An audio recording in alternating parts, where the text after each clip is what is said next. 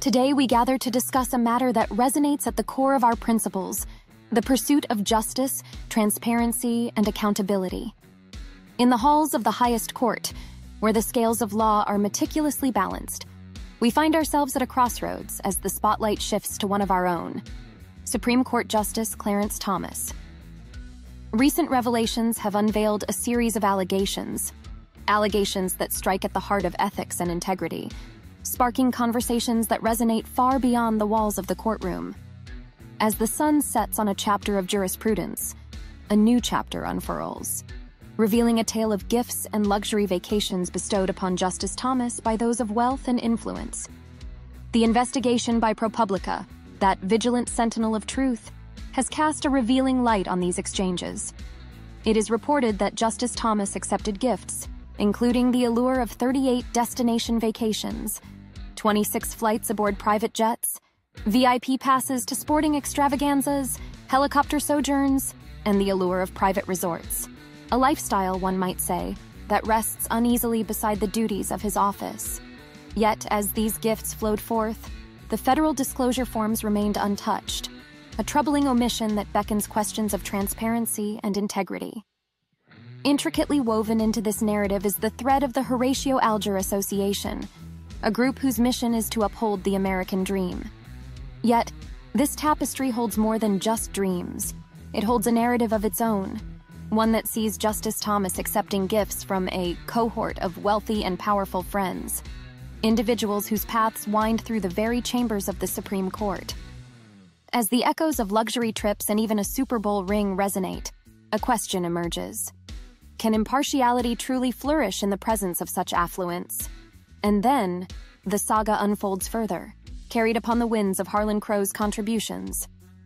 Justice Thomas embarked upon flights aboard Crow's private jet, set sail upon his super yacht, a dance with opulence that appears unmarked on the pages of financial disclosure, raising the specter of impropriety.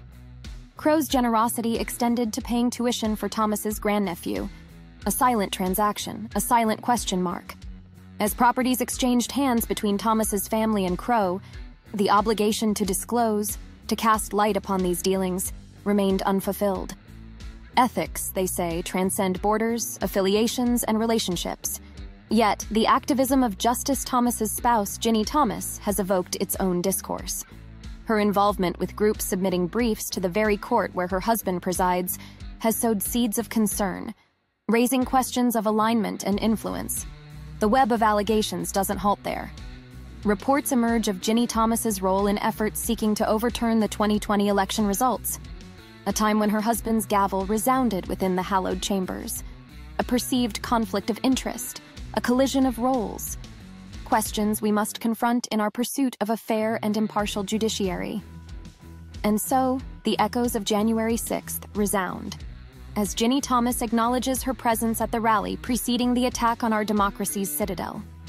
Criticism reigns upon the January 6th committee, intensifying a symphony of concerns and uncertainties. In this turbulent symphony of events, calls reverberate through the chambers of justice. Calls for recusal, for accountability, for adherence to a code of ethics that sustains the integrity of our highest court. Senate Democrats, led by the indefatigable Senator Dick Durbin, stand poised to steer the ship of inquiry, though the fog of uncertainty still shrouds the path ahead. On the other side of the aisle, Republican voices champion the court's autonomy, asserting its capacity to navigate these uncharted waters. As the gavel of truth seeks resonance, we must reflect upon our role in shaping this discourse. Let your voices resound. Let your actions speak. Before we conclude, allow me to make a humble request. If you found resonance in our discussion today, if these matters have kindled the flame of your thoughts, I urge you to engage with us. Like this video, subscribe to our channel, share it with those who seek truth, and let your insights illuminate the comments below. This is Bite-Sized Politics signing off.